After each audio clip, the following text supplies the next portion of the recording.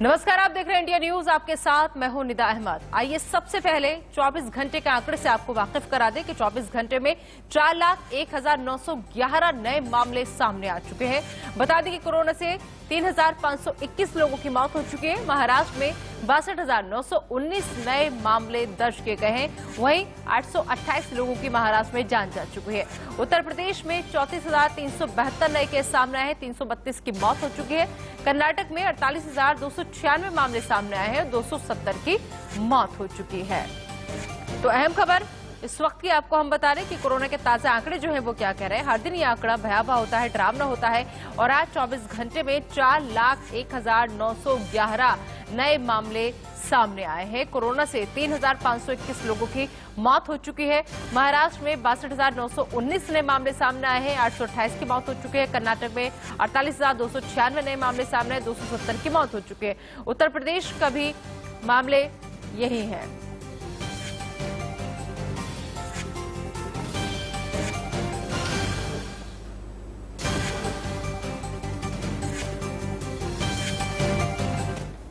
तो देश कोविड से किस तरह से जूझ रहा है, उससे पहले हम आपको दिखाते हैं गुरुद्वारा शीशगंज साहिब की तस्वीरें। बाद में कोविड की हम बात करेंगे। दरअसल आज यहां प्रधानमंत्री नरेंद्र मोदी ने गुरु तेग बहादुर के 400वें प्रकाश पर्व पर शीशगंज साहिब में मत्था टेका और आशीष लिया। बिना किसी सुरक्षा तामझाम के पीएम गुरुद्वारे पहुंचे। इस दौरान आम लोगों को किसी तरह की कोई परेशानी नहीं हुई। पीएम जिस वक्त गुरुद्वारे में पहुंचे उस वक्त वहां 100 से ज्यादा लोग मौजूद थे।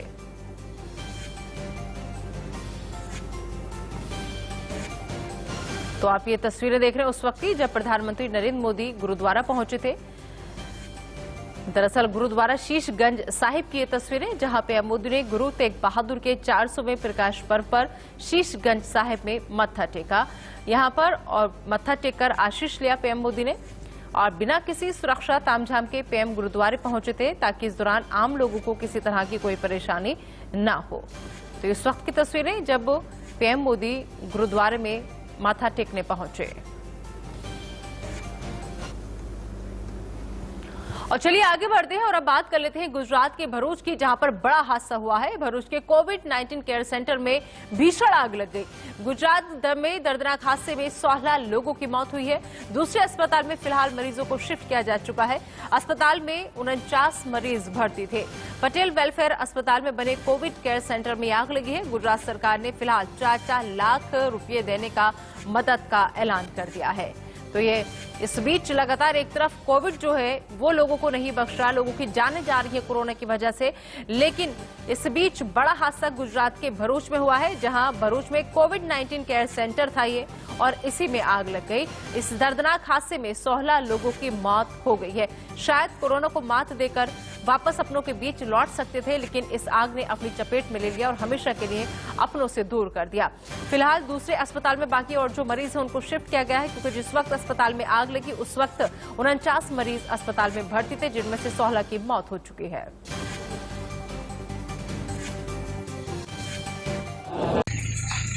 भरूच शहर में जंबूसर बाईपास रोड पर पटेल वेलफेयर हॉस्पिटल की जो डेडिकेटेड कोविड केयर हॉस्पिटल है, उसमें आज रात को तकरीबन 12:30 बजे ICU 1 यूनिट में शॉर्ट सर्किट लगने से आग लगी थी। फायर ब्रिगेड की मदद से आग बुझा दी गई और रेस्क्यू के बाद प्राथमिक जो हमें इंफॉर्मेशन मिली है इसके हिसाब से तकरीबन 12 लोगों की डेथ होने की संभावना है। पूरी जानकारी फिर बाद में कल मिल सकती है। तो पहले कोविड ने मारा और शायद कोविड को मात देकर वापस आ भी जाते, लेकिन उसके बाद आग ने अपनी चपेट में लेके हमेशा के लिए 16 जिंदगियां खत्म कर दी। तो कोविड के बढ़ते केस के बीच आइए हम आपको 5 तस्वीरें आज के हालात को समझाने की कोशिश करते हैं उन तस्वीरों के जरिए। दरअसल गाजीपुर दिल्ली की तस्वीर आप देखिए, जो आपको हम दिखा रहे हैं कि कैसे यहाँ पर मंडी में भारी भीड़ नजर आ रही है। इसके अलावा मुरादाबाद की आप तस्वीर देखिए, लॉकडाउन का सन्नाटा यहाँ पर आपको नजर आएगा मुरादाबाद की सड़कों पर, क्योंकि लॉकडाउन है उत्तर प्रदेश में सोमवार तक। कटिहार कटिहार की तस्वीर आप देखिए कि कटिहार में पुलिस टीम पर ही हमला कर दिया भीड़ ने, जब पुलिस भीड़ को कंट्रोल करने के लिए पहुंची, क्योंकि कोरोना काल है लिहाजा लोग जो हैं बड़ी संख्या में अस्पताल पहुंचे हुए थे। इसके अलावा आखिरी तस्वीर है पानगढ़ बंगाल की, जहां पर ऑक्सीजन की सप्लाई की तस्वीर आप देख सकते हैं। तो ये तस्वीरें 5 आपको हम दिखा रहे हैं, गाजीपुर दिल्ली, मुरादाबाद, कटिहार, पानगढ़ बंगाल की। तो आज से देश भर में 18 साल से ऊपर वालों का वैक्सीनेशन शुरू हो रहा है, लेकिन तीसरे चरण के वैक्सीनेशन पर संकट के बादल पहले ही मंडरा रहे हैं। देश के कई राज्य वैक्सीन की कमी से जूझ रहे हैं। मुंबई में वैक्सीनेशन बंद हो चुका है क्योंकि यहां वैक्सीन ही नहीं है। मुंबई में कोरोना टीकों की इतनी कमी हो गई है कि ग्रेटर मुंबई म्युनिसिपल कॉर्पोरेशन को 3 दिनों के लिए कोरोना वैक्सीनेशन प्रोग्राम पर रोक लगानी पड़ी। वहीं दिल्ली के सीएम केजरीवाल ने साफ साफ कहा है कि अभी 3 दिन के बाद से वैक्सीनेशन शुरू करेंगे क्योंकि उनके पास टीका नहीं है। बीजेपी शासित एमपी और हरियाणा में वैक्सीन न होने की वजह से वैक्सीनेशन 3 दिन बाद होगा। वहीं पंजाब के लुधियाना में वैक्सीन खत्म हो चुकी है, तो यही हालात गोवा और बंगाल का भी है। अब सवाल ये उठता है कि अगर वैक्सीन ही नहीं है तो टीकाकरण कैसे होगा? क्या इतने बड़े प्रोग्राम को शुरू करने से पहले वैक्सीन उत्पादन नहीं बढ़ाया गया, या फिर वैक्सीन तैयारी में देरी हुई है? इन्हीं सभी मुद्दों पर बात करने के लिए हमारे साथ डॉक्टर्स का भी पैनल जुड़ेगा। साथ ही इस कार्यक्रम में हम आपको ये भी बताएंगे कि आप घर बैठे कैसे कोरोना को मात दे सकते हैं।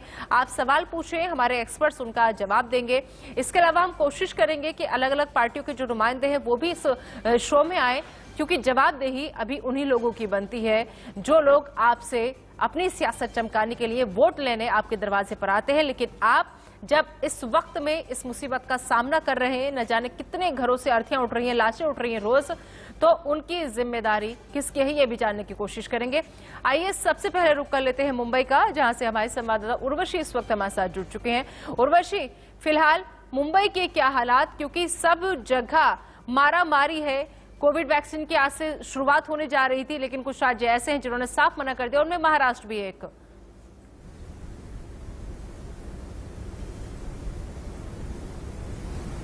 की किल्लत तो महाराष्ट्र राज्य में है ही, पर हम आपको बता दें कि टोकन के अवसर पर, और क्योंकि आज महाराष्ट्र राज्य दिन है, महाराष्ट्र दिन है, ऐसे अवसर पर हम देखते हैं कि 5 सेंटर्स बीएमसी ने खोले हैं टोकन के हिसाब से, और उन 5 सेंटर में से नायर अस्पताल है, कूपर अस्पताल है, 7 हिल्स है, राजावाड़ी है और बीकेसी का जंबो कोविड वैक्सीनेशन सेंटर है।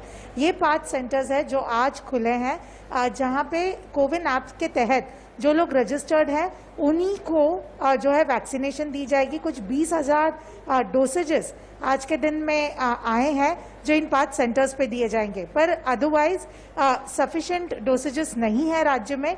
कल ही महाराष्ट्र के मुख्यमंत्री उद्धव ठाकरे जब राज्य को संबोधित कर रहे थे तब बता रहे थे कि सिर्फ 3 लाख डोसेजेस पहुंचे हैं।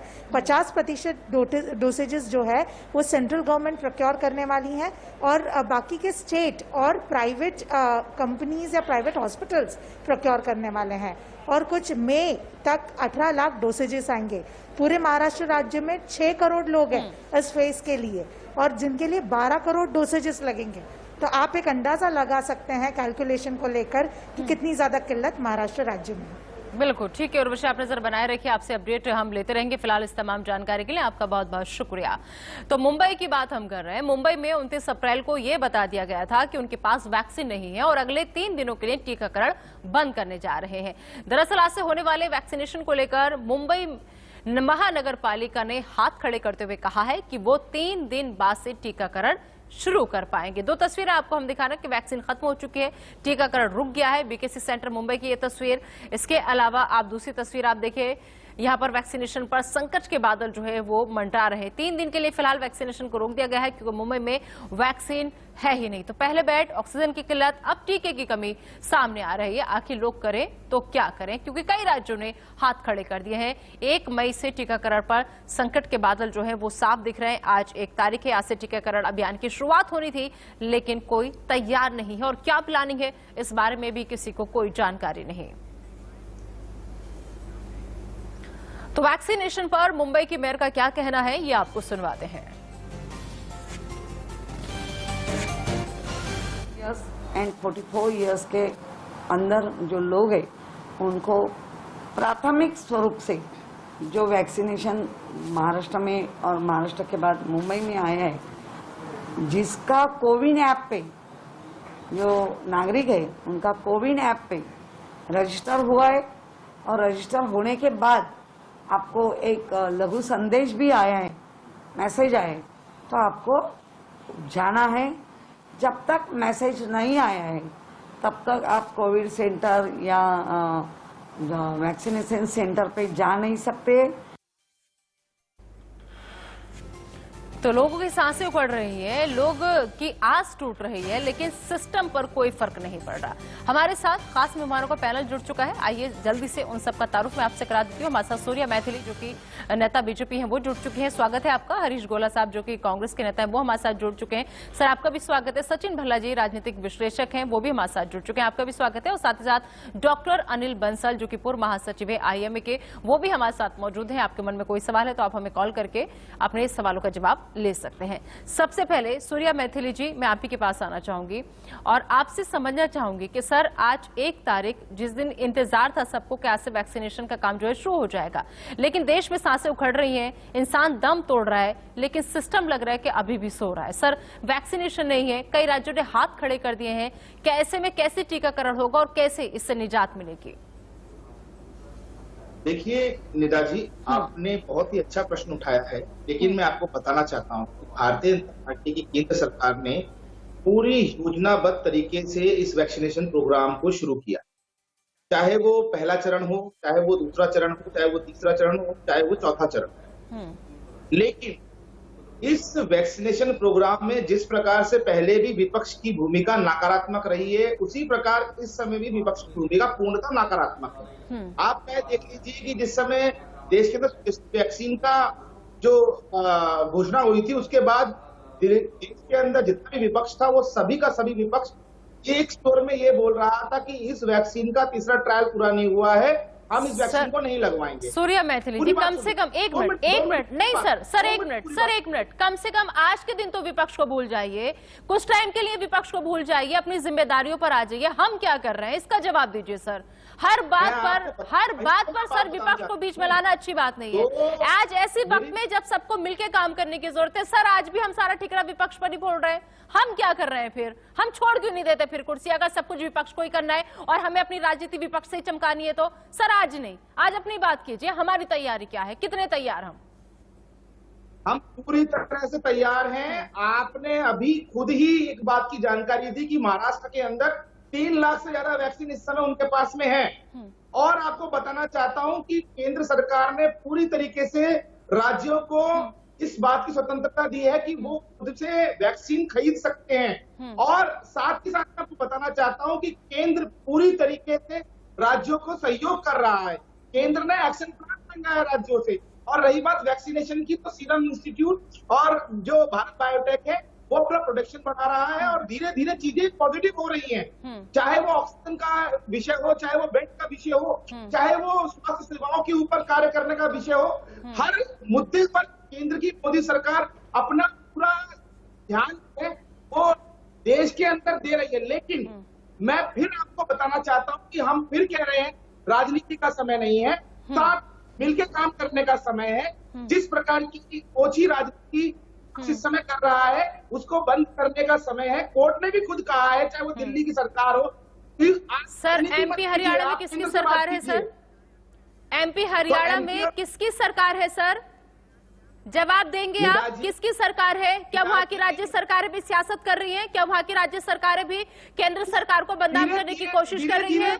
सर 1 मिनट रोकना चाहूंगी और सुनवा देती हूँ आपको। सर 1 मिनट सुनवा देती हूँ कि बीजेपी शासित राज्यों का क्या हाल है, क्योंकि वहां भी वैक्सीन की भारी किल्लत है। सुन लीजिए आप।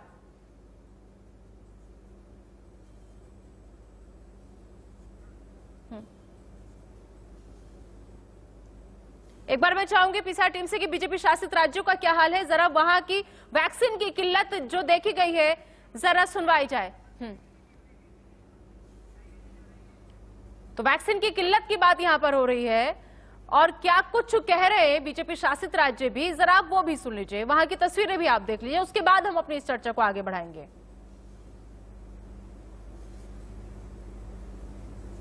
45 साल से ज्यादा उम्र वाले नागरिकों को वैक्सीन लगाने का अभियान जारी है। और वैक्सीन के ये डोजेज भारत सरकार द्वारा हमें निःशुल्क उपलब्ध कराए जा रहे हैं। तो ये अभियान लगातार जारी रहेगा। 1 तारीख से पहले 18 साल से ऊपर के नौजवानों को वैक्सीन लगाने का अभियान प्रारंभ होना था। इसके लिए मध्य प्रदेश ने कोविशील्ड और कोवैक्सीन दोनों के लिए संबंधित कंपनियों को ऑर्डर जारी किए थे, खरीदने के ऑर्डर हमने प्लेस किए थे। लेकिन दोनों कंपनियों से संपर्क करने के बाद यह पता चला है कि 1 तारीख को वो हमें वैक्सीन के डोजेज दे नहीं पाएंगी और इसलिए 1 मई से वैक्सीनेशन का यह कार्यक्रम मध्य प्रदेश में प्रारंभ नहीं किया जा सकेगा। हमारी पूरी तैयारियां हैं। जैसे ही वैक्सीन आ जाती है हम काम शुरू कर देंगे। हमें उम्मीद है टाइम पर आ जाएगी। देखिए, ये जो मरीज बढ़ रहे हैं इनमें 70% से ज्यादा मरीज दिल्ली या आसपास के राज्यों के हैं। हमने एक टेंटेटिव सर्वे भी करवाया है, परंतु कोई भी आ जाए, हम तो हैं तो हिंदुस्तान के ना, हम तो सबको इलाज कर रहे हैं और अपनी व्यवस्थाएं और बढ़ा रहे हैं। सभी उपायुक्तों को मैंने कहा है कि वो अपने अपने स्थानों पर बेड कैपेसिटी बढ़ाएं। मैंने हरियाणा के जितने पोस्ट ग्रेजुएट और MBBS के सीनियर क्लासेस के विद्यार्थी हैं, स्टूडेंट्स हैं, उनके आदेश जारी कर दिए। तो उम्मीद है ये बाइट दरअसल सुनवानी इसलिए जरूरी थी कि आज भी बैठकर जब बीजेपी शासित राज्य भी हाथ खड़े कर चुके हैं, कहीं के मुख्यमंत्री कह रहे हैं कि अभी तक इंतजाम नहीं हो पाया, कंपनी ने मना कर दिया, कहीं के गृह मंत्री हरियाणा के अनिल विज कह रहे हैं कि नहीं है अभी इंतजाम, और इसके बावजूद भी मैथिली सर आप कह रहे हैं कि हमारी तैयारी पूरी थी। सर ये तैयारी थी कि ये पूछना भी मुनासिब नहीं समझा कंपनियों से कि कब तक आप हमें वैक्सीन दे पाएंगी और कब तक हम अपने लोगों को लगा पाएंगे। बस आकर के टीवी पे बड़ा बड़ा अनाउंसमेंट कर दिया कि 1 तारीख से टीकाकरण की शुरुआत हो जाएगी। सर अभी भी सिर्फ हेडलाइंस में ही बने रहना है या फिर कुछ करेंगे भी हम? देखिए निदा जी, पहले आप पूरी बात कीजिएगा, उसके बाद आप कुछ भी टोकिएगा, मुझे पूछना है। सर सही बात करेंगे तो मैं जरूर सुनूंगी, रखें अपनी बात। मैं आपको जो बताना चाहता हूँ आप सुन लीजिए। हाँ। देखिए, ये जो वैक्सीनेशन प्रोग्राम है ये पूरे विश्व का सबसे बड़ा वैक्सीनेशन प्रोग्राम है। इस समय देश के अंदर जो स्थिति है वो एक बहुत ही बड़ी महामारी की स्थिति है। वहां पर देश के अंदर पहले जो चरण के अंदर फ्रंटलाइन रनर्स को, दूसरे चरण में 60 साल तक के लोगों को, तीसरे चरण में 45 साल तक के लोगों को, उसके बाद अब 18 साल से उम्र के ऊपर के लोगों को, सबको जो वैक्सीनेशन प्रोग्राम है उसमें कंसीडर किया गया है। और रही बात वैक्सीनेशन प्रोग्राम के अंदर वैक्सीन की कमी की, तो मैं आपको बताना चाहता हूं कि सरकार ने इस चीज को इंश्योर किया है कि वैक्सीनेशन कमी कहीं नहीं होगी। आज जो शुरुआत हो रही है सर ये कैसे इंश्योर किया था, ये मुझे समझ नहीं आ रहा सर, मुझे समझ नहीं आ रहा सर। नहीं 2 राज्यों की बात नहीं कर रही हूँ सर, मैं सब जगह की बात कर रही हूँ। नहीं मैं सब जगह की बात कर रही हूँ सर, सब जगह की बात कर रही हूँ मैं। नहीं सब, जब हमारी तैयारी नहीं थी तो हमें ऐलान नहीं करना चाहिए था, हमें इंतजार करना चाहिए था। नहीं सर हमें इंतजार करना चाहिए था।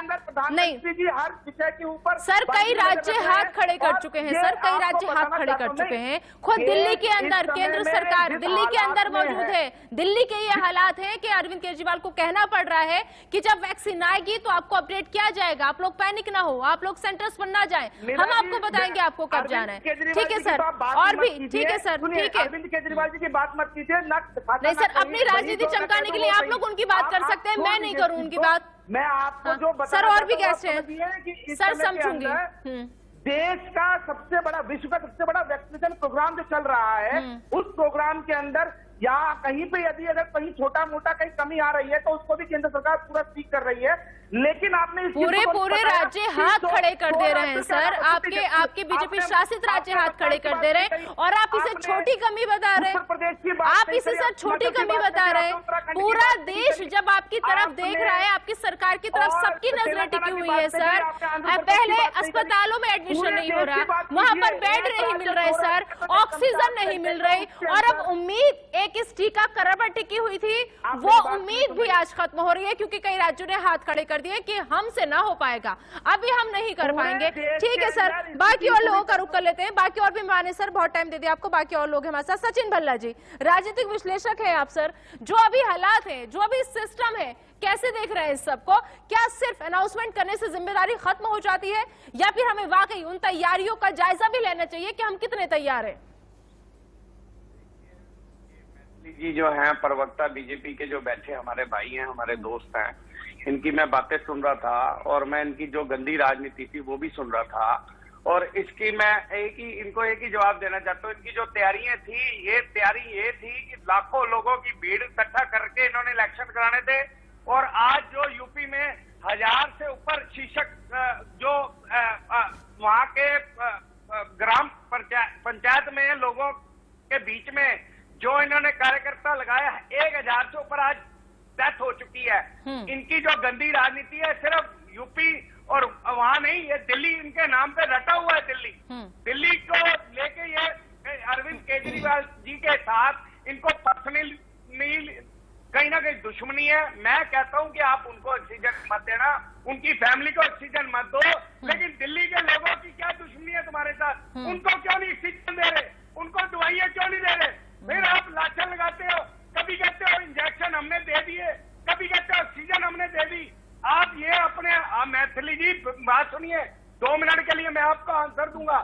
आप ये पर्सनल दुश्मनी जो आम आदमी पार्टी के जितने भी कार्यकर्ता उनसे निकाल लो, उनको ऑक्सीजन मत दो, लेकिन दिल्ली की जनता ने तुम्हारा क्या बिगाड़ा है? उनको क्यों आप इस तरह तंग कर रहे हो? आप देखो त्राही मच गई है। ये सांस की बीमारी है, ये किसी और चीज की बीमारी नहीं है। इसकी सांस के लिए ऑक्सीजन बड़ा जरूरी है। ये दुश्मन के लिए भी आज जो इतने बड़े सतर पे, इतने उस पे केंद्र और सारे मिलके काम करना चाह रहे हैं, आप क्यों नहीं करने दे रहे? आप जैसे प्रवक्ता बीच में आके क्यों लड़ाइयां झगड़े वाले काम करवा रहे हो? आज ये मत समझो कि ये एक बीमारी है, ये समझो कि ये हमारे पूरे देश की लड़ाई है। हम सब ने मिलकर चलना है, इसमें मिलकर चलेंगे तो देश की जनता बचेगी। जनता बचेगी तो आपको वोट मिलेंगे। आपको वोट कभी नहीं मिलेंगे जब आप देश की जनता को मारोगे। मेरी एक रिक्वेस्ट है, आप दुश्मनी मत निकालो। सवाल तो यही है सर, सवाल यही है कि रैलियां होती रहेंगी, जश्न मनते रहेंगे, चुनाव आते जाते रहेंगे, लेकिन अगर जनता ही नहीं बचेगी, लोग ही नहीं बचेंगे, तो आप किस पर राज करेंगे? आप किसके ऊपर सरकार की तोहमतें लगाएंगे? सर सवाल यही है कि पहले लोगों को बचाना जरूरी है, उसके बाद में हम अपनी अपनी राजनीति करते रहेंगे, उसके बाद में हम अपनी अपनी सरकारें चलाते रहेंगे। लेकिन इस वक्त सब लोगों को एकजुट होकर आना है और समझना है, वक्त की नजाकत को समझना है, इन मुश्किल हालातों को समझना है, उन रोते बिलखते परिवारों की मुसीबत को, उनके आंसुओं को, कि इस वक्त उन पर क्या बीत रही है। सभी लोग हमारे साथ बने हुए हैं। लेकिन आपको बता दूं कि कोरोना के चलते दिल्ली के यमुना किनारे बने अस्थि विसर्जन घाट पर भी लंबी लाइन देखी गई है। एक वीडियो वहां का वायरल हो रहा है जिसमें लोग अस्थि विसर्जन के लिए यमुना घाट पर पहुंच रहे हैं, जबकि बेंगलुरु में हालात ये है कि शवों को अंतिम संस्कार के लिए जगह नहीं मिल रही। 2 तस्वीरें आपकी टीवी स्क्रीन पर, दिल्ली और बेंगलुरु की यह हालात आप देखिए। बेंगलुरु के शमशान घाट पर एम्बुलेंस में शव है और परिजनों को दाह संस्कार के लिए इंतजार करना पड़ रहा है। दाह संस्कार में वक्त लगता है, इसलिए शमशान घाट प्रबंधन ने लोगों को टोकन देने शुरू कर दिए हैं, जिससे परिजनों के अंतिम संस्कार के लिए बारी का इंतजार वो अपनी कर रहे हैं कि हमारा नंबर कब आएगा। अस्थि विसर्जन घाट पर भीड़ है, ये देखिए आप कैसे दिल्ली में शमशान घाट पर वेटिंग में लोग नजर आ रहे हैं। बेंगलुरु की ये तस्वीर आप देखिए तो यमुना के अस्थि विसर्जन घाट पर लंबी लाइन। मतलब पहले परेशानी ये कि बीमारी हो जाती है तो उसका इलाज कैसे कराएं, कहां कराएं, उसके बाद अगर डेथ हो जाती है तो शमशान घाट कब्रिस्तान में भी जगह नहीं है। हरीश गोले जी हमारे साथ कांग्रेस नेता जुड़े हुए, उनका रुख करूंगी। हरीश सर, जो हालात हैं अभी वो आपको कोसते हैं, आप उन्हें कोसते हैं, लेकिन इस तरफ ध्यान कोई नहीं देता कि आखिर इनकी जिम्मेदारी किसकी है। सर मरने के बाद भी जगह नसीब नहीं हो रही, कहां खड़ा है हमारा देश आज? देखिए मैम, मैं आपका धन्यवाद करता हूं कि आप जो भी है इशू है उनको वो प्रॉपर तरीके से ये चैनल उठा रहा है और लोगों को बोलने के भी आप सच्चाई सामने ला रहे हैं। मैं सबसे पहले तो मैं अपनी संवेदना प्रकट करूंगा हमारे बिरादरी के जो हमारे सीनियर जर्नलिस्ट हैं रोहित सरदाना जी, इसी कुव्यवस्था का और इसी कोरोना का शिकार हुए। अगर ऐसा समझदार आदमी, इतना इंटेलिजेंट आदमी और जिसके पास सारी अप्रोच है, मीडिया से संबंध रखता है, अगर उसकी मौत होती है तो इसका जिम्मेवार कौन है, इनको पहले सोचना चाहिए। रही बात इनकी, मैं दोनों सरकारों की बात बताऊंगा कि ये राष्ट्रीय चैनल में बैठ के जो झूठ बोल रहे हैं, मोदी जी ने तो एक उपलब्धि बड़ी मतलब जो है ग्रहण करी है, डीमोनेटाइजेशन से लेकर इन्होंने आज जो है आज मौतों तक, इंसान की मौत तक इन्होंने लाइनें लगवा दी है। जो से जैसा कि आप बता रहे हैं, आपने टीवी में दिखाया, डीमोनेटाइजेशन के टाइम पे भी लोगों की मौतें हुई, लाइन में लग के उन्होंने अपना पैसा जो है किस तरीके से उनके फाके उन्होंने करके जीवन बताया। और आज मुर्दा फूकने के लिए भी, अपने परिवार के सदस्य को मुक्ति दिलाने के लिए भी शमशान की जगह नहीं है। और ये लोगों ने जिंदगी भर क्या किया है, इन्होंने हिंदू मुस्लिम करके इन्होंने अपनी राजनीति की रोटियां सेकी है। दूसरी बात, जो हमारे बैठे आपके जो हमारे भाई बैठे हैं, मैं उनसे ये कहना चाहूंगा, हमने हमेशा से दिल्ली के लोगों ने आपको काम की सरकार के लिए वोट दिया था, फ्री की सरकार के लिए नहीं दिया था। आपको मुफ्त के लालच में देके आपने आज व्यवस्था क्या करी, दिल्ली में 8 ऑक्सीजन प्लांट जो है सैंक्शन हुए थे केंद्र सरकार ने 2020 में, आपने उसमें से एक भी कार्य नहीं किया। आप दोनों बैठ के यहाँ झूठ बोलते हैं और दिल्ली की भोली वाली जनता और देश की जनता जो है वो डे बाय डे जो है शिकार हो रही है। और आप ये इल्जाम लगाते हैं कि हमने अपोजिशन ने जो है सक्रिय रोल अदा नहीं किया। मैं नाम लेना चाहूंगा यहाँ पे हमारे राष्ट्रीय अध्यक्ष राहुल गांधी जी का। जब पहला केस आया था जनवरी में 2020 में, जब ये मोदी जी क्या कर रहे थे कि हार्डी कर रहे थे कि इन्होंने जो है अपना क्या नाम है हार्डी मोदी करके ये अपने कार्यक्रम चला रहे थे। और आज दूसरी जो लहर आई है, आज उस पर अफसोस प्रकट करते हैं और दिन में पूरे दिन जाके वेस्ट बंगाल में बिना मास्क के रैली करते हैं। कुंभ के मेले में ये रोक नहीं लगा सकते, मगर मरकज में सभी को मंथन करने की जरूरत है, सभी को देखने की जरूरत है। लेकिन यहाँ पर एक बात मैं आपसे भी कहना चाहूंगी हरीश गोला जी, एक बात मैं यहाँ पर मैं आपसे भी कहना चाहूंगी कि ठीक है, नाकामियां हो सकती है, ना इत्तेफाकियां हो सकती है, या सरकार से आपका मतभेद हो सकता है, लेकिन ऐसे वक्त में जब जरूरत है एकजुट होने की, सबको एक साथ आने की, तो अगर कहीं वैक्सीन लग भी रही है, मिल भी रही है, टीकाकरण हो रहा है कुछ ना, तो आप लोगों को भी स्वागत करना चाहिए, उस पर राजनीति नहीं करनी चाहिए। फिलहाल आप सभी मेहमान हमारे साथ बने रहिए, ब्रेक के लौट कर आएंगे तो डॉक्टर अनिल बंसल का रुख करेंगे जो कि पूर्व महासचिव है आईएमए के। फिलहाल एक नजर इस वक्त की हेडलाइंस पर। सह प्रायोजक है पेट सफा आयुर्वेदिक चूर्ण, पेट सफा तो हर रोग दफा। दिल्ली के शीशगंज गुरुद्वारा में पीएम मोदी ने मत्था टेका। सिख धर्म के 9वें गुरु तेग बहादुर के 400वें प्रकाश पर्व पर पहुंचे पीएम मोदी।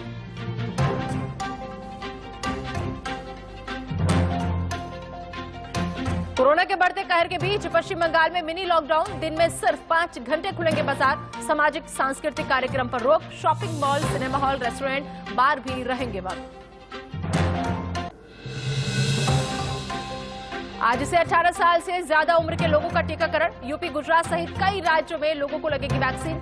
टीके की कमी के चलते कई राज्यों ने हाथ खींचे। देश में नए बीमार 4 लाख के पास 3,500 लोगों ने 24 घंटे में तोड़ा दम। स्वास्थ्य मंत्रालय की सलाह, होम आइसोलेशन में पहने triple layer mask. Maharashtra, UP और कर्नाटक में कोरोना बेलगाम। महाराष्ट्र में 62,000 से ज्यादा नए मरीज, 828 मरीजों की मौत। यूपी में 34,000 से ज्यादा नए बीमार। कर्नाटक में आंकड़ा 48,000 के बाद 270 लोगों की हुई मौत।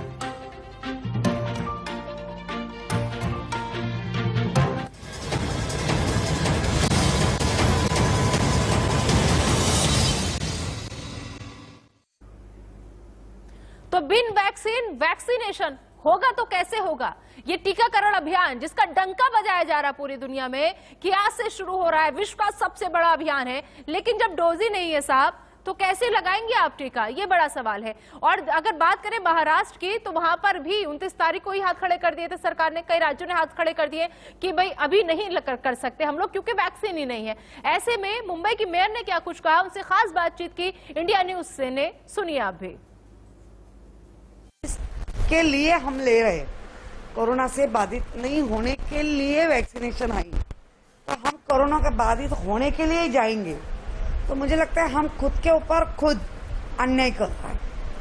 ये बात सही है मैम, हम देखते हैं कि जगह जगह पे क्राउड बहुत बढ़ते जा रहा है। मैम आज का आप थोड़ा सा हमें ग्राफ बताएं कि 5 सेंटर्स में खुले हैं, क्या टाइमिंग होना है और आगे फिर नॉर्मल जो वैक्सीनेशन ड्राइव है कैसे शुरू होगी? आज दोपहर 1 बजे से वो काम चालू होगा। 18 इयर्स एंड 44 ईयर के लोगों के लिए हर एक सेंटर, जो मुंबई में 5 सेंटर बनाए हैं, एक नायर हॉस्पिटल है, एक ऊपर है, एक राजावाड़ी है, एक 7 हिल हॉस्पिटल है और जंबो बीकेसी, ऐसे 5 जगह में दोपहर 1 बजे के या 12 बजे से ये वैक्सीनेशन चालू होगा जिसको लेकिन मध्याह्न में ही होगा। और जिसको कोविन ऐप रजिस्टर हुआ है, जिसको लघु मैसेज जो आया है, वही लोगों को वैक्सीनेशन दिया जाएगा। 3 दिन बंद होना था वैक्सीनेशन क्योंकि अवेलेबल नहीं है, तो फुल फ्लेजेड कब शुरू? नहीं, अभी तो कल 1 और 2 के रात तक क्या वैक्सीनेशन कैसा आ रहा है, वैक्सीन जो वायल है उसका, उसके बाद महानगर पालिका की जो साइट है, वेबसाइट, उसके ऊपर जानकारी दी जाएगी, सोशल मीडिया के ऊपर जानकारी दी जाएगी।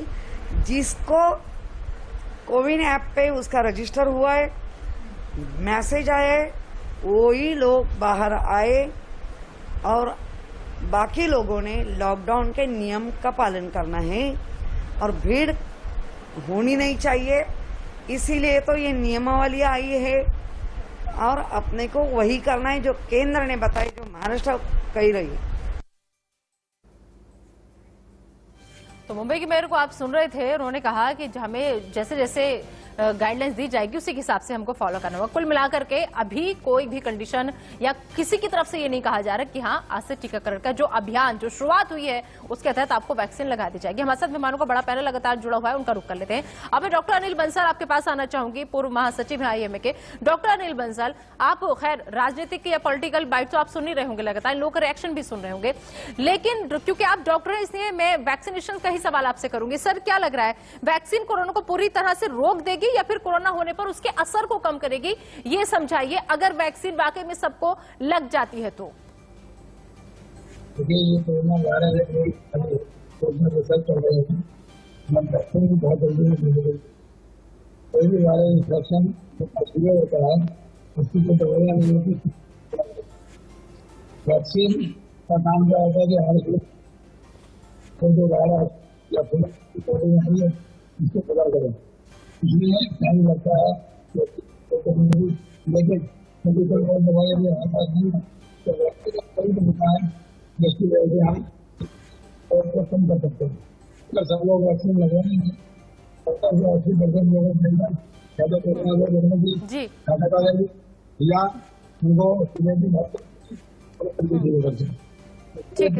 करके अगर कोरोना बनाएगी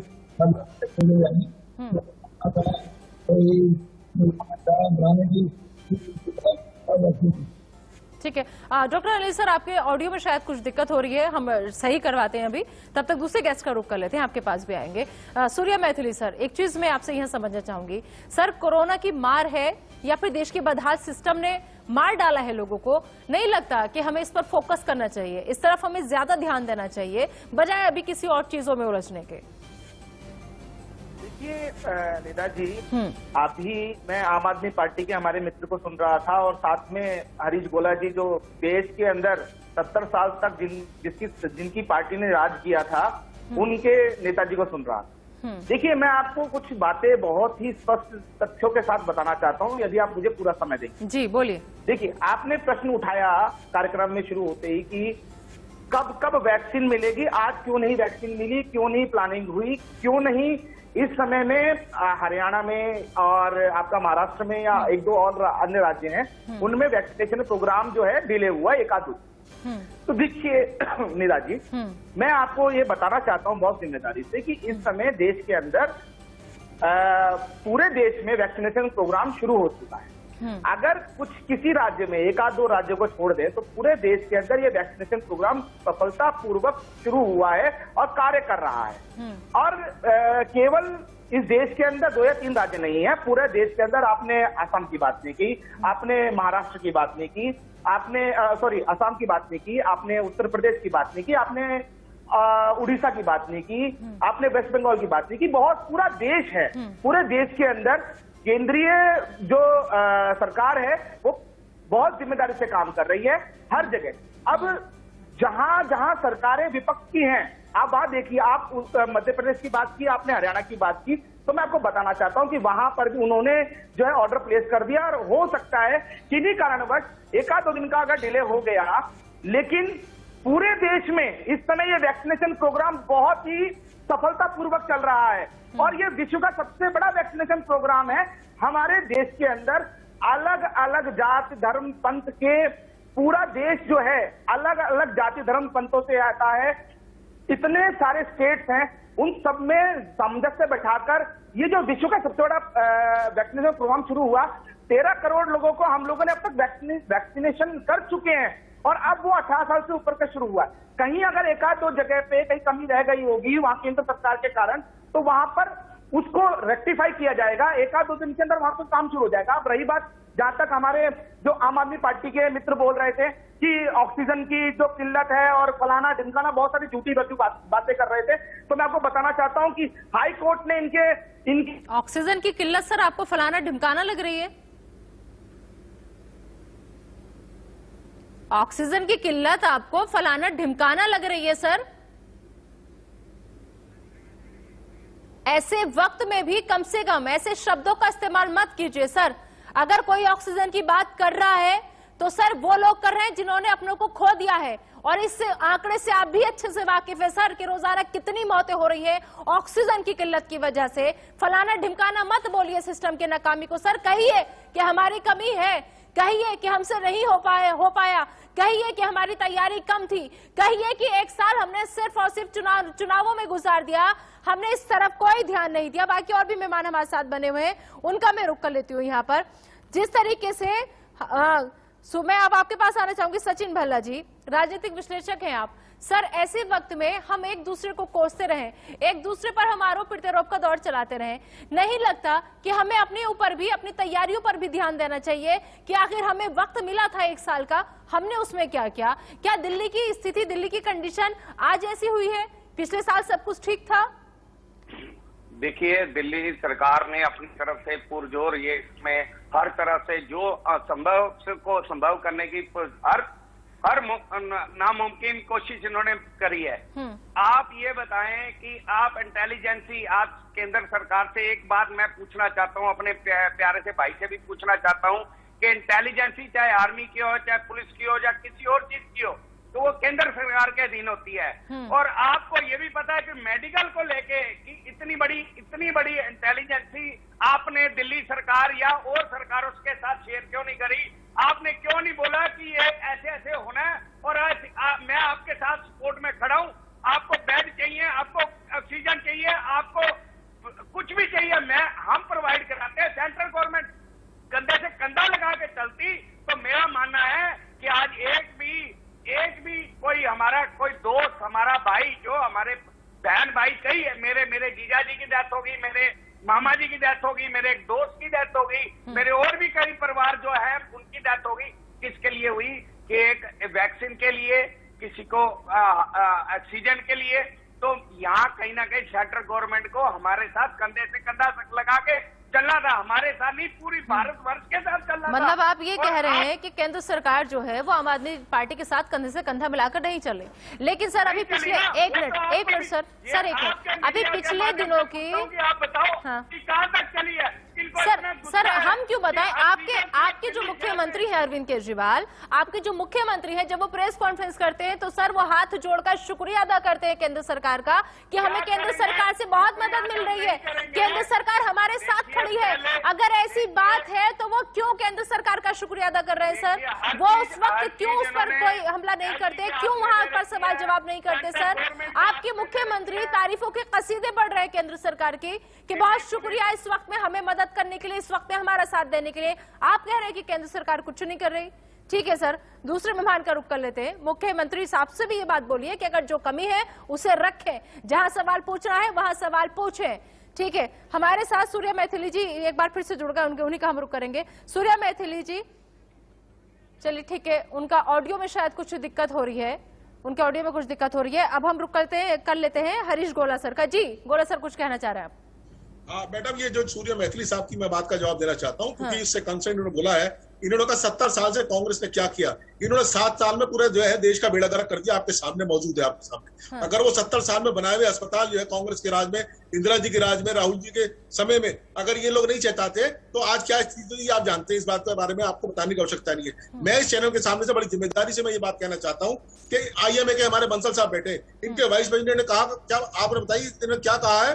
इन्होंने कहा कि प्राइम मिनिस्टर जो है वो सबसे बड़े सुपर स्प्रेडर है, क्योंकि एक तरफ तो दिन में तो रैलियां करते हैं, कुंभ पे रोक नहीं लगाते, और वो शाम को आके ये लोग जो है मास्क पहन के ये लोग सबको गाइड करते हैं। तो ये सच बोलने का मतलब है क्या? ये तो मीडिया में आके आपको सच बोलना चाहिए। मैं आपसे ये कहना चाहता हूँ। और दूसरी, इनके दोनों सरकारों का सर्टिफिकेट जो है ना मैडम, ना तो कोई दे सकता ना कोई ले सकता। मैं आपके सामने बता रहा हूँ, टाइम्स है लंदन का, फाइनेंशियल टाइम्स है, न्यूयॉर्क टाइम्स है, गार्जियन है, द इकोनॉमिस्ट है, द ऑस्ट्रेलियन है, इसमें जाके देख ले, इनके चेहरे से सब कुछ अकाब उठ जाएगा। इनकी सच्चाई, इनके सर्टिफिकेट, इनका काम करने की शैली क्या है आपको देखना पड़ेगा। और हमारी सुप्रीम कोर्ट ने क्या इनके लिए शब्द इस्तेमाल करे, ये भी मैं जनता को बताना चाहता हूँ आपके माध्यम से। उसने कहा है complete failure of the state. तो अब इसका ये सर्टिफिकेट है जिस बात में एक दूसरे को आरोप लगाते हैं, नूरा कुश्ती करते हैं और दिल्ली की और देश की जनता को बरगला रहे हैं। इनको शर्म आनी चाहिए कि लोग दिन जो है मरते जा रहे हैं और आपको बिल्कुल भी शर्म नहीं आती है। और हमारे साथी कह रहे हैं कि मेरे रिश्तेदार के साथ भी समस्या हुई, उसके बाद भी आपकी आंखें नहीं खुलेंगी। कब खुलेंगी? जब ये पूरा शमशान बन जाएगा। जवाब देना चाह रहे हैं सूर्य मैथिली, जवाब देना चाह रहे हैं, जवाब ले लेते हैं। जी सर। देखिए नीरा जी, बहुत सारी बातें हो रही हैं। मैं देख रहा हूं कि बहुत सारे झूठे तथ्य बताए जा रहे हैं। मेरा कनेक्शन कट गया था, बात करते करते नेटवर्क उड़ गया था, इसलिए मेरा जो है आपसे कनेक्शन हट गया। जी सर, मैं आप आपको रखिए अपनी बात। कुछ तथ्य रखना चाहता हूँ आपके सामने। जो सारी बातें गोला साहब बता रहे हैं, क्या बात कर रहे हैं ना, उनके बारे में एक एक करके सर, चिल्ला नहीं। आज ऐसे हालात नहीं है सर। नहीं, चीखे मत, आराम से। ठीक है, नेशनल मेडिकल इमरजेंसी लगनी चाहिए देश में। देखिए, नेशनल मेडिकल इमरजेंसी लगनी चाहिए, इनके बस की नहीं है किसी की। जो इंटरनेशनल कोविड जो रिकॉर्ड्स हैं, उनके अनुसार पूरे विश्व के अंदर भारत के अंदर प्रति 10 लाख के साथ मुझे कहना पड़ रहा है कि दिल्ली के हमारे लेफ्टिनेंट गवर्नर साहब है, वो कोविड हरीश गोला जी, जनता क्या बचेगी? अरे हरीश गोला जी कहते रहेंगे या जवाब भी सुनेंगे? अगर इतने सवाल उठा रहे हैं तो फिर जवाब भी तो सुन लीजिए। जवाब दे रहे हैं मैथिली जी। बोलिए अरे हरीश गोला जी, आप बात सुन लीजिए ना, आप सुन लीजिए। 70 साल तक आप लोगों ने देश में क्या किया वो सुन लीजिए। ठीक है, बोलिए जी। मैथिली। हमारे देश का जो स्वास्थ्य सिस्टम है, क्या वो अमेरिका से बढ़कर है? क्या वो रशिया से बढ़कर है? क्या वो यूके से बढ़कर है? क्या वो इटली से बढ़कर है? या फिर क्या वो फ्रांस से बढ़कर है? नहीं। इटली जिस इटली से इनकी मालकिन आती है, उनके बारे में बताना चाहता हूँ कि आज इटली के अंदर 70 साल में आपने जो बात कही है, 7 साल में आपने सब पूरा कर दिया। 2000 से ज्यादा की मृत्यु दर है। लोगों को जो है कहना है जलाने का भी, और मुक्ति दिलाने का भी आपके पास इंतजाम नहीं है। वहां भी लाइन लगवा रहे हैं आप। जो यूके के अंदर है बहुत दूर की बात है। लेकिन भारत के अंदर इस समय हर कदम पे राहुल जी ने, हर कदम पे हमारे नेताओं ने आपसे कहा कि आप सजेशन ले लो, आप इनको फॉलो कर लो। 70 साल तक मनमोहन सिंह ने पूर्व प्रधानमंत्री हमारा उन्हें लेटर दिया, देश के अंदर आपको सजेशन दी, आप काम नहीं करते। प्रधानमंत्री जी के जो डिसीजन से, जो उनके कार्य से आज जो देश के अंदर स्थिति है इतनी कंट्रोल में है, वो पूरा विश्व कर रहा है। मैं आपको एक बात बता देता हूँ, बड़ी बड़ी बातें कर रहे हैं। 2001 तक इस देश के अंदर सिर्फ एक एम्स था। हमारी सरकार इस तरह मौत नहीं हुई है किसी की। देश के अंदर 22 एम्स बनाए गए हैं भारतीय जनता पार्टी। मैथिली जी, कितने सिस्टम जो है वो कंट्रोल में है, दिख रहा है सर, दिख रहा है सब कुछ। वैक्सीन नहीं है, वैक्सीनेशन की बात हो रही है, ये कंट्रोल है। सांसों का संक्रमण तेज होता जा रहा है, सांसों पर गिरहट लग रहा है सर, ये कंट्रोल है। लोग ऑक्सीजन की कमी की वजह से मर रहे हैं सर, अस्पतालों के बाहर दम तोड़ रहे हैं, ये हमारा कंट्रोल है। लोगों को बेड नहीं मिल पा रहा है सर, लोगों को ऑक्सीजन नहीं मिल पा रही है, वक्त पर दवाई नहीं मिल पा रही है, उन्हें एक एक इंजेक्शन के लिए हजारों रुपया उन्हें देने पड़ रहा है, उसके बावजूद इंजेक्शन नहीं मिल पा रहा है उन्हें। ये कंट्रोल है हमारा सर, सिस्टम पर ये कंट्रोल है हमारा। ठीक है, आप तीनों बने रहिए हमारे साथ। तो देश में 14 दिन में कोरोना के केस बेतहाशा तेजी से बढ़े हैं। हेल्थ मिनिस्ट्री की तरफ से बताया गया है कि यूपी, महाराष्ट्र, राजस्थान, एमपी, आंध्र प्रदेश, छत्तीसगढ़ जैसे राज्यों में बहुत ज्यादा केस आ रहे हैं और मृत्यु दर भी बढ़ रही है। की अवधि में देखें तो पाते हैं कि महाराष्ट्र से देश के 21% केसेस, यूपी से 10% केसेस और दिल्ली से 7.8% केसेस नोट किए गए। साथ ही एक और जो ट्रेंड हमें समझ में आता है कि जिस तरह से ये इन्फेक्शन फैल रहा था, तो करीब 40% केसेस अब जो पिछले अगर 14 दिनों की अवधि में देखें तो वह इन तीन स्टेट से आते हैं और यूनियन टेरिटरी से, और करीब 60% केसेस यानी कि further spread of infection across the country have been noted. जो हमारा ट्रेंड ऑफ डेथ है यानी कि 1000 के करीब डेथ प्रतिदिन रिपोर्ट होना, वह 15 अप्रैल में पहली बार नोटिस किया गया। 21 अप्रैल तक आते आते हमें इसमें एक और वृद्धि नोट की और आज हम देख रहे हैं कि relatively higher number of deaths report हो रही हैं। However, having said that, I would also like to submit कि जितना हमारा क्लिनिकल मैनेजमेंट पर एफर्ट रहा है, उसके तहत हम लोगों ने जो ओवरऑल डेथ मैनेजमेंट रेट है उस पर भी काम करने की अपने मेडिकल प्रोफेशनल्स के साथ कोशिश की है। फर्दर एनालाइज करें तो हम पाते हैं कि अगर हम एवरेज डेली न्यू केसेस को पिछले 4 हफ्तों को एनालाइज करें तो देखते हैं कि जो देश की 10 स्टेट्स है जहां पर की अत्यधिक केसेस पहले जो वहां पर आते थे, जिसमें कि महाराष्ट्र, छत्तीसगढ़, कर्नाटका, यूपी, दिल्ली, तमिलनाडु, मध्य प्रदेश, गुजरात, पंजाब और केरला स्टेट्स थी, वहां पर हमने पाया कि केसेस में अत्यधिक संख्या में वृद्धि हमने देखा कि फिर वह ट्रेंड के रूप में उत्तर प्रदेश में ज्यादा पाई गई। इसके साथ ही केरला में जहां पर कि पहले जो 10वें स्थान पर था देश में, वह बढ़ते बढ़ते वहां पर अभी 4थे स्थान पर करीब 28,000 केसेस प्रति रोज के अनुपात से वहां पर पाए जा रहे हैं। इसमें एक और मुख्य ट्रेंड नोट करने वाला विषय यह है कि हमने देखा कि अप्रैल के मंथ में हमारे देश में सडनली केसेस में वृद्धि भी आई है। तो 14 दिन में लगातार मामले जो है वो तेजी के साथ आगे बढ़े हैं। लगातार मेहमानों का पहला हमारे साथ जुड़ा हुआ है, आइए एक बार फिर से उनका हम रुख कर लेते हैं। हमारे साथ सूर्या मैथिली जो कि नेता बीजेपी हैं, हरीश गोला जी नेता कांग्रेस और सचिन भल्ला जी राजनीतिक विश्लेषक हैं हमारे साथ, वो जुड़े हुए हैं। मैं सचिन भल्ला जी अब आपके पास आना चाहूंगी और आपसे एक चीज समझना चाहूंगी सर, कि आप लोग जो है वो केंद्र सरकार पर बात डाल रहे हैं कि वो लोग हमें काम नहीं करने दे रहे। केंद्र सरकार जो है वो ये कह रही है कि दिल्ली में अरविंद केजरीवाल ने कुछ काम नहीं करने दिया। कल ही एक मैं वीडियो देख रही थी, नवीन कुमार हैं बीजेपी के प्रवक्ता हैं वो, तो वो किसी अस्पताल के बाहर खड़े हुए थे, एक इमारत थी और उन्होंने वहां से एक वीडियो पोस्ट की है जिसमें उन्होंने ये लिखा कि अगर अरविंद केजरीवाल काम करने देते तो आज ये 1000 बेड का अस्पताल बनकर तैयार हो जाता। मेरी समझ में ये नहीं आती है सर कि जश्न मनाने के लिए आप लोग फ्री होते हैं, अपनी अपनी पार्टी के नेताओं के लिए हर काम करने के लिए आप लोग फ्री होते हैं, लेकिन जब बात आती है जनता के लिए काम करने की तो उस पर ठिकरा एक दूसरे पर क्यों फोड़ दिए देते हैं? वहां पर एक दूसरे की बंदिश में आप लोग इतना बंध जाते हैं कि कुछ कर ही नहीं पाते। वो कहती है कि केंद्र सरकार नहीं करने दे रही, केंद्र सरकार वाले कहते हैं कि अरविंद केजरीवाल नहीं करने दे रहा। तो सर जब जनता के लिए कोई काम आता है तो उसमें बाधा कैसे बन जाते हैं आप एक दूसरे की? अपने काम तो सबके सही निकल जाते हैं। देखिए, आपने जश्न की बात बोली तो मुझे नहीं लगता कि कौन सा जश्न आपने देखा है और मुझे नहीं पता कि कहां पे हुआ है। और दूसरा, अरविंद केजरीवाल की अपनी फैमिली कितनी बीमार है, उनकी वाइफ एडमिट है, आपके मीडिया के चैनल से मैं पूछना चाह रहा हूँ कि ये मैं ठीक कह रहा हूँ या गलत कह रहा हूँ? नहीं, आप सही कह रहे हैं सर, उन्हें हॉस्पिटल एडमिट कराया गया कल। तीसरी बात, आप कह रहे हो कि अरविंद केजरीवाल जी कह रहे हैं जी ऑक्सीजन या बेड मैंने नहीं लगाने दिए जी, उन्होंने अरविंद केजरीवाल जी ने नहीं लगाने दिए। बताओ, इतनी गंदी बातें, इतनी गंदी राजनीति जो इंडिया में हो रही है कि कहीं ना कहीं अरविंद केजरीवाल का जो रसूख बना उसको कहीं ना कहीं उनकी छवि को खराब करने का जितने मर्जी ये तरीके ढूंढ लें। और मैं एक बीजेपी और कांग्रेस दोनों अपने भाइयों को कह रहा हूँ कि इसने फाड़ के झूठी राजनीति जो इतने बड़े चैनल पे बोल रहे हैं, पहले अपना गला साफ करके आए, नहीं तो गले भी बंद हो जाने इनके। और जो इनका, मैं बता रहा हूँ, इन्होंने 1000 अध्यापकों को मार दिया। ये मारा इन्होंने जो यूपी में जाके इन्होंने जो इलेक्शन कराए ग्राम पंचायत के नहीं होने चाहिए थे, वो इतनी बड़ी महामारी में इन्होंने करवा दिए। आपने राहुल गांधी जी की बात बोल रहे हैं तो राहुल गांधी जी ने रैलियां नहीं करी, उनके वहां कोरोना कुछ नहीं हुआ। और यहाँ पे आपने जो बीजेपी के, अब मैं कितने बड़े नेताओं के क्या नाम लूंगा मैं बार बार यही कह रहा हूँ, कितनी ऊंची राजनीति नहीं करनी चाहिए, एक दूसरे पे लाछन नहीं लगाने, हमें मिलके चलना है।